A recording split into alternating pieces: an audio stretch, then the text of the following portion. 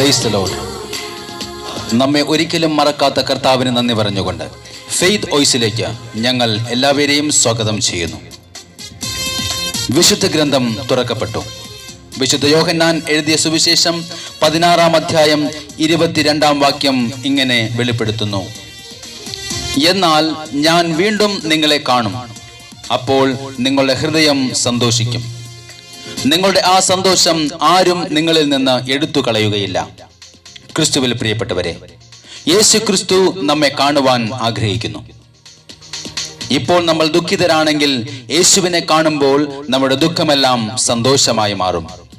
യേശു പറയുന്നു, സത്യം സത്യമായി ഞാൻ നിങ്ങളോട് പറയുന്നു, നിങ്ങൾ കരയുകയും വിലപിക്കുകയും ചെയ്യും, എന്നാൽ ലോകം സന്തോഷിക്കും.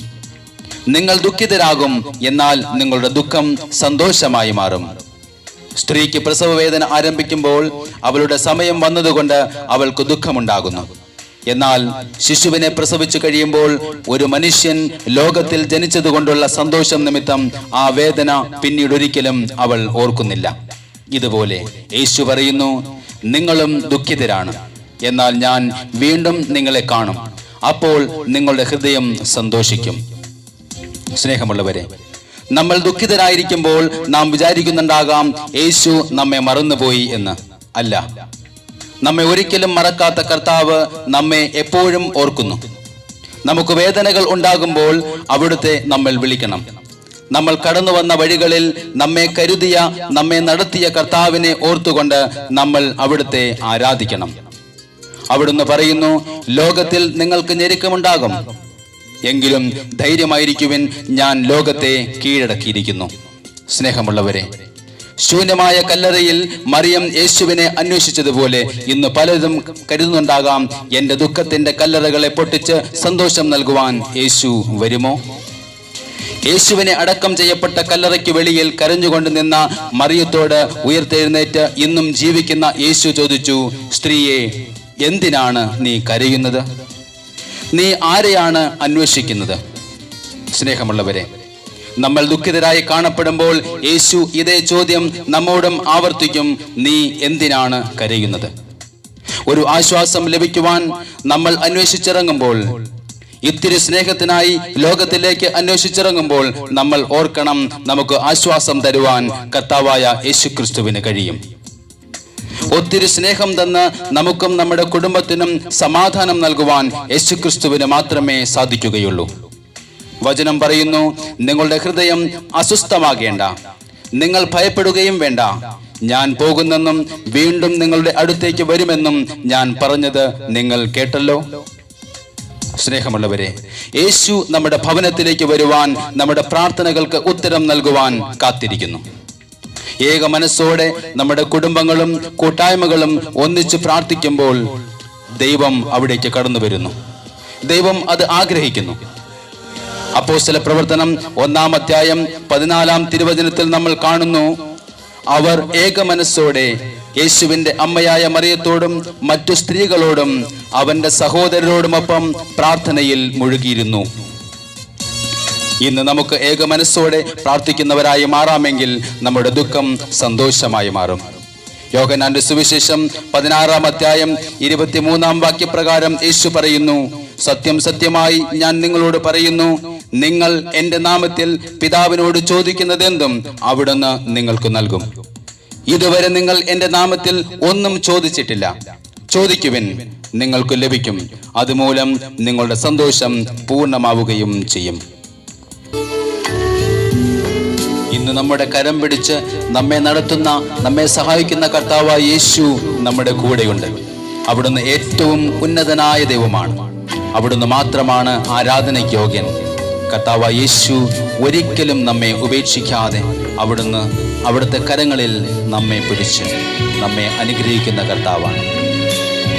അതുകൊണ്ട് ആ കർത്താവിനെ ഓർത്ത് നമുക്ക് അവിടുത്തെ ആരാധിക്കാം. എന്നെ പുലർത്തി എന്നു കരുതി എന്നെ കാത്തിടും താതനെ, കരം പിടിച്ച് കൂടെയിരുന്ന് വഴി നടത്തിടും നാഥനെ.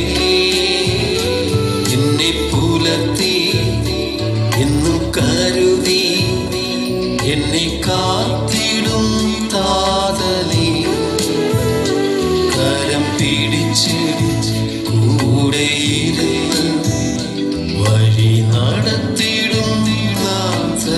യേശു മാത്രം യോഗ്യൻ. യേശു മാത്രം യോഗ്യനായി. ഓ കർത്താവേ, അങ്ങ് മാത്രം യോഗ്യനാണ്. യേശു മാത്രം യോഗ്യനായി. ഓ ആരാധനയ്ക്ക് യോഗ്യനായ കർത്താവ് യേശു മാത്രം.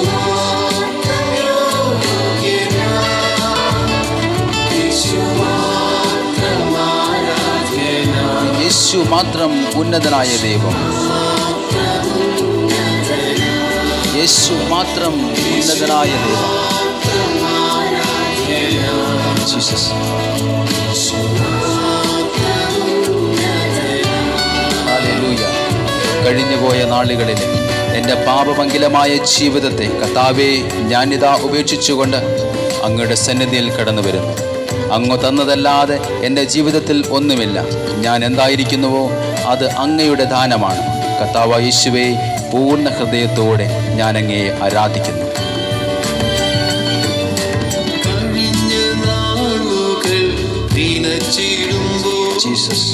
വന്ന വഴികൾ ഞാൻ ഓർത്തിടുമ്പോൾ, കഴിഞ്ഞ നാളുകൾ ദിനച്ചിടുമ്പോൾ വന്ന വഴികൾ ഞാൻ ഓർത്തിടുമ്പോൾ, പുകഴുവാനൊന്നുമില്ലേ ഞാനായൊന്നുമില്ലേ. യേശുവേ, അളവില്ലാത്ത അങ്ങയുടെ ദാനത്തെ ഓർത്ത് നന്ദി.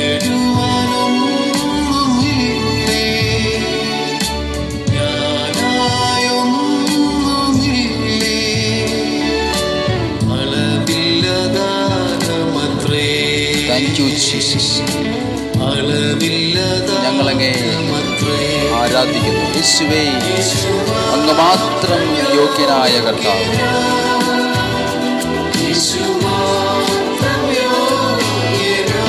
യേശുവേ, അങ്ങ് മാത്രം യോഗ്യനാണ്. ഹല്ലേലൂയ. യേശു മാത്രം ആരാധനായ ദൈവം. യേശുവേ, ഉന്നതനായ ദൈവമാണ്. യേശു മാത്രമേ അങ്ങ് ആരാധനയ്ക്ക് യോഗ്യൻ. കർത്താവേ, അങ്ങ് മാത്രം ഉന്നതനായ ദൈവം.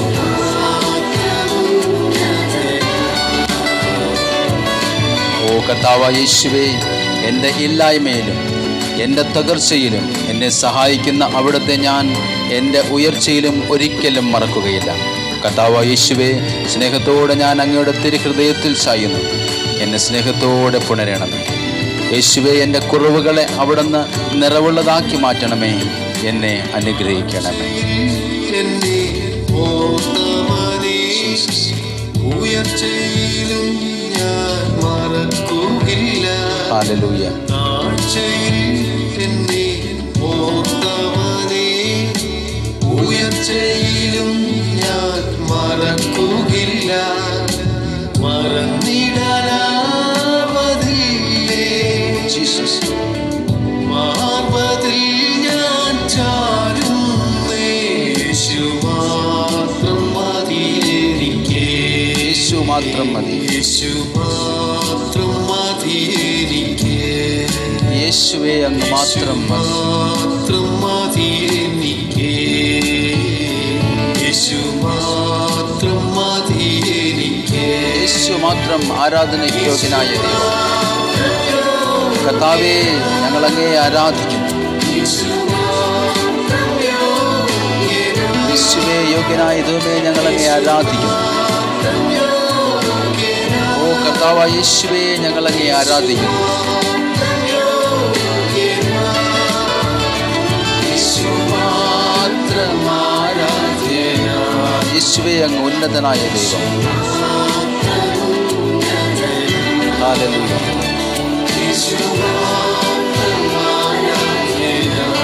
കർത്താവേ, സ്തോത്രം.